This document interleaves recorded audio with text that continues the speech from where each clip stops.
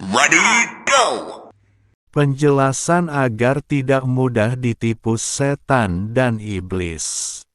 Tapi kalau tidak percaya, atau senang kalau ditipu, ya silahkan diteruskan saja ketertipuan itu. Nanti juga akan terbukti dan kekal bersama iblis di akhirat. Paling sulit itu mengingatkan orang yang tertipu, tapi tidak merasa tertipu. Bahkan bahagia karena ditipu. Ini apa karena hidup kalau tidak dalam ketertipuan, itu lebih pahit atau alasan yang lain. Ingatkan, orang yang ditipu oleh Dimas Kanjeng taat pribadi. Itu suatu contoh, mengingatkan orang yang tertipu itu sulit, mereka ngotot tidak merasa ditipu, malah memusuhi yang mencoba mengingatkan. Kadang orang ditipu, mendapatkan hadiah dari suatu bank, misal mendapatkan mobil, lalu disuruh transfer uang sekian juta, dan diingatkan tidak mau. Yang mengingatkan banyak dituduh iri, karena tidak mendapatkan sebagaimana yang dia dapat. Dan mobil yang dijanjikan oleh orang yang menipu, jelas tidak akan muncul. Atau ada orang yang ditipu mendapatkan tiket haji dari suatu undian. Lalu diingatkan kalau dia itu ditipu. Dengan menyetorkan uang sekian juta sebagai pelancar keberangkatan. Ya keberangkatan hajinya juga tidak pernah, dan uangnya hilang. Ketertipuan di dunia itu masih tidak seberapa, karena nyawa masih utuh, dan kesadaran bisa saja kembali, dan menyadarinya di kemudian hari, dan tidak tertipu hal seperti itu lagi. Yang lebih berbahaya itu tertipu dengan akhirat, akidah ketauhidan kita tergadai, dan kita ditawan oleh iblis kekal selamanya di neraka dengan iblis. Itu ketertipuan yang lebih berbahaya. Ada banyak orang yang ditipu iblis, yang kemudian diingatkan. Malah yang mengingatkan dianggap dengki iri, karena tidak mendapatkan kedudukan seperti dirinya. Iblis itu, kalau mau memberi kedudukan kepada kita, ya tinggal saenjeplak-enjeplake. Lawong memberi kedudukan untuk kita. Misal mengatakan kita raja, atau nabi, Tuhan, dan lain-lain. Bebas-bebas saja iblis mengatakan itu, lawong gak bayar pajak. Kita sendiri yang diberi akal oleh Allah, untuk mempertimbangkan dengan rasio, harusnya direnungkan, dipikirkan. Apa pantas saya ini raja? Apa toh itu raja? Apa toh itu wali? Apa toh itu nabi? Dan lain-lain. Misal raja, seorang raja itu harus punya masa seluruh kerajaan, harus punya pengikut semua kerajaan. Sebagaimana presiden itu, punya rakyat seluruh negara. Lah kita itu diangen-angen. Rakyat kita itu siapa? Siapa yang menjadi masanya? Apa satu negara? Apa satu kabupaten? Apa satu RT? Apa satu rumah? Apa cuma anak dan istri? Apa hanya diri sendiri? Direnungkan, punya akalkan. Nah, direnungkan, yang jadi pengikut kita itu kok diri sendiri. Namanya kita itu bukan raja, tapi jomblo. Kok yang jadi pengikut kita itu anak istri? Ya namanya kita kepala keluarga. Kok yang jadi pengikut kita itu satu RT? Berarti ketua RT, dan seterusnya. Jadi kita jangan percaya, jika ada iblis mengatakan kita itu raja. Punya kucing 1 ekor saja, belum bisa dikatakan raja kucing. Ada orang didatangi iblis mengaku Rasulullah, dan di pandangan dia itu Rasulullah. Ingat, iblis tidak bisa menyerupai Rasulullah, tapi mengaku Rasulullah bisa. Lalu dia diberi surban, diikatkan ke kepalanya, ya dikiranya dia diberi Rasulullah. Padahal saya tarik ternyata itu, hanya iblis yang memberi, bahkan itu cuma iblis bertanduk satu di tengah. Dalam dunia iblis itu, ada juga kedudukan-kedudukan, ada yang bertanduk banyak, dan melingkar-lingkar. Itu tanda iblis kelas tinggi. Dan ada iblis yang bertanduk hanya 2 melingkar-lingkar, itu kelas menengah. Dan ada yang bertanduk 1 di tengah, itu iblis kelas teri, masih unyu-unyu. Dan iblis yang menipu, iblis yang masih unyu-unyu, dia tetap ketipu. Sudah diingatkan ia tetap merasa itu Rasulullah. Ya mau bagaimana? Orang itu kadang lebih suka ditipu daripada enggak tertipu. Iblis itu sudah hidup lama sejak Nabi Adam belum ada sampai sekarang. Soal nipu-menipu jelas dia punya banyak cara, sedang kita umurnya pendek. Iblis yang umurnya lama dengan pengalaman menipu yang sudah tak terhitung.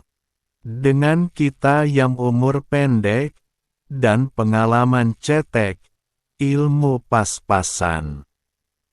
Lalu kita juga hidup tidak cuma menghadapi iblis saja, kita hidup ada kerja, disibukkan dengan berbagai aktivitas kerja sehari-hari, ya nyangkul, jualan bakso, bisnismen, dagang dan lain-lain.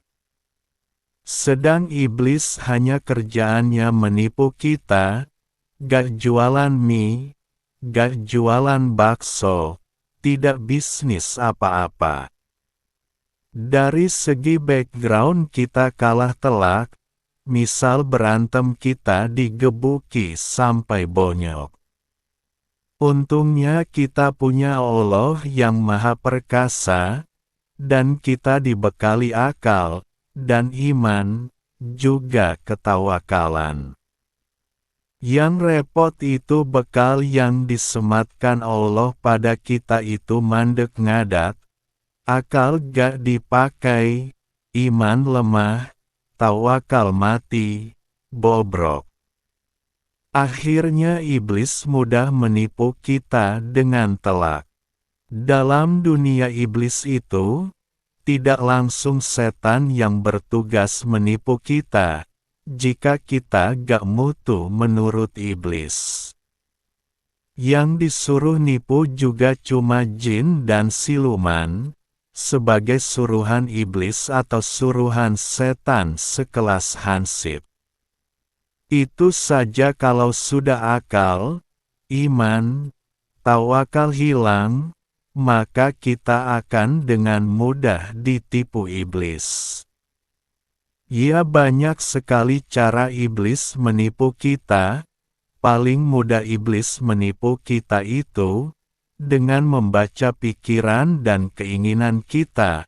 Misal kita ingin bakso, ditipu dengan diberi kerikil, pasti gak akan mau. Tentu dia akan memberi bakso. Kita ingin mobil, ya ditipu mendapatkan undian mobil. Kalau ditipu mendapatkan undian kreweng, ya kita gak akan tertarik. Sama juga kalau di pikiran dan bayangan kita ingin kedudukan wali misalnya, kita akan ditipu diangkat menjadi wali. Kalau diangkat jadi mandor, jelas gak masuk. Atau kita berpikir ingin punya guru sejati, ya akan didatangkan guru sejati. Ada orang datang kepada saya. Sebenarnya dia didatangi jin siluman atas perintah iblis untuk membentuk menjadi guru sejati. Ketika orang itu zikir, maka ada di depannya perwujudan seperti dirinya, dan memberi ijazah dia amalan-amalan, ya amalannya dari zikir dan lain-lain. Lalu dia mengaku sebagai guru sejatinya. Dia membisikinya, mengarahkannya setiap hari. Untungnya orang itu ingin mencari kebenarannya, kalau itu benar apa tidak. Lalu datang ke saya untuk mengetahui siapa sebenarnya yang mengaku guru sejatinya itu, dan saya tarik. Dan ternyata, itu cuma siluman dan jin yang berjumlah banyak, sehingga bisa mewujudkan dalam satu wujud, mengaku sebagai guru sejati. Saya rasa hal seperti ini, itu banyak sekali. Dan kita sendiri yang dianugerahi Allah akal, harus memakai logika kita. Atau misal, ada orang yang datang pada saya, katanya didatangi Syekh Abdul Qadir Jailani, yang mengangkatnya sebagai wali. Nah, kita itu punya akal kan? Direnungkan. Saya contohkan di atas itu soal raja, sampai ketua RT, sampai jomblo. Seorang waliullah itu tidak bedanya dengan kedudukan di alam dunia ini, tidak bedanya itu dalam segi punya massa, punya masyarakat, punya bawahan, punya rakyat. Dan waliullah itu kedudukannya di langit, dan massanya malaikat. Sedang aparat pemerintahan itu kedudukan di bumi. Seorang waliullah itu harus punya seminimnya 1 miliar malaikat, dan setidaknya harus sudah langit titik-titik ke atas. Jika masih langit titik-titik, sampai langit titik-titik, maka belum waliullah. Juga jika cuma punya khodam malaikat 1 sampai 1 juta, namanya bukan waliullah, hanya orang soleh, dan hanya orang yang punya maunah dari Allah, atau mendapatkan pertolongan Allah, atau orang yang dianugerahi hikmah. Karomah seorang wali itu terbentuk dari seminimnya 1 miliar malaikat yang bekerja, sehingga menimbulkan efek pekerjaan. Kalau masih 1 juta malaikat sampai di bawah 1 miliar malaikat, itu namanya bukan karomah tapi maunah. Kalau di bawahnya itu namanya hikmah. Jadi kok ada yang mengangkatmu menjadi wali? Nah, dipakai akalmu, berapa malaikat yang kamu miliki? Kalau ada orang datang ke kamu lalu mengatakan kamu itu bupati, atau gubernur, atau presiden, kamu punya akal kan? Nah, kamu pikir, kamu punya rakyat berapa? Kalau cuma kamu sendirian itu kamu namanya jomblo, ingat itu. Hidup itu jangan asal main tebak-tebakan, koyone aku calon presiden, kayaknya saya ini, saya itu. Hiduplah yang wajar, apa adanya, gak usah ngayal yang tinggi-tinggi. Penipuan iblis itu banyak macamnya, muacem-muacem, kadang lewat mimpi. Kita diberi mimpi ini itu yang memberi mimpi, juga gak iblis langsung. Kadang lewat setan, atau jin dan siluman, tergantung kamu dinilai iblis seberapa penting kalau ditipu. Kalau dianggap menipu kamu gak begitu penting. Maksudnya penting itu, jika kamu ditipu dengan biaya banyak itu, menghabiskan waktunya iblis itu. Kamu bisa berpengaruh kepada banyak orang enggak? Kalau enggak ya iblis cukup menyuruh bawahan yang gak penting. Misal jin-jin yang kelas teri, tukang angon wedus. Lah kalau kamu dianggap penting, misal kalau kamu ditipu akan membawa banyak orang yang akan tertipu bersamamu. Ya iblis akan melakukan dengan serius, menyuruh iblis-iblis yang penting dan cerdas untuk menipumu. Dalam tipu menipunya iblis juga memakai trik lama yang berulang-ulang, seperti dalam dunia kita, misal kita dapat undian tipuan dari Bank BCA.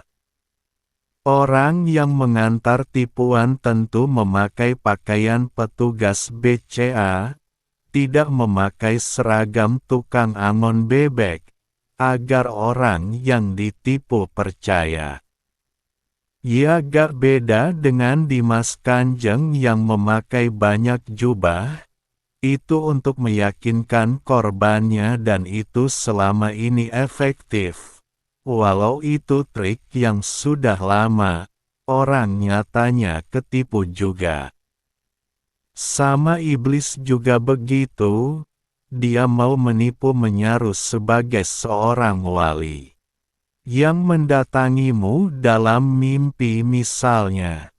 Ya dia akan menyerupakan orang berjubah putih, berjenggot panjang. Seragam tipuan diperlukan untuk mengecoh. Nah saran saya, kalau suka ditemui orang yang memakai jubah dalam mimpi, beli saja jubah putih, berikan pada temanmu, dan beli juga jenggot-jenggotan, lalu suruh dia memakainya, dan gaji dia bulanan suruh menemuimu tiap hari, dengan memakai jubahnya. Setidaknya kamu kan tidak tertipu, kamu tahu betul itu temanmu, malah yang membelikan jubah itu kamu. Malah kamu bisa selfie, update status di FB, kalau kamu ditemui orang berjubah, dan kamu tidak ketipu. Orang kadang mengatakan ditemui nabi, ditemui wali, coba dipikir dengan logika, dengan akal sehat. Nabi Muhammad itu apa perlunya juga menemuimu? Beliau itu sibuk, gak sempat kamu ajak mancing atau main FB. Seorang itu akan ditemui oleh orang selevelnya. Kalau kamu cerita kamu ditemui temanmu, lalu kamu diajak mancing atau diajak jalan-jalan ke warung kopi, saya malah percaya dengan cerita itu. Seorang presiden itu cerita ditemui presiden, itu bisa dipercaya. Atau lurah ketemu lurah, rapat di kecamatan itu bisa dipercaya. Lah kok ditemui wali, ditemui nabi. Lah kamu itu apa keperluannya? Bisnis sama nabi itu bisnis apa? Seorang wali kutub saja belum tentu ditemui Rasulullah Shallallahu Alaihi Wasallam. Karena nabi itu menemui orang dengan perintah Allah, kalau tidak ada kepentingan ya tidak sembarangan nabi jalan-jalan, seperti kita sakar PDW, golek cewek. Nanti nabi bukan lagi uswatun hasanah, contoh budi pekerti yang baik. Jadi nabi itu melakukan apapun atas perintah Allah, bukan sakar PDW. Semoga ini menjadi muhasabah, introspeksi diri. Semoga kita tidak mudah ditipu setan, iblis. Amin.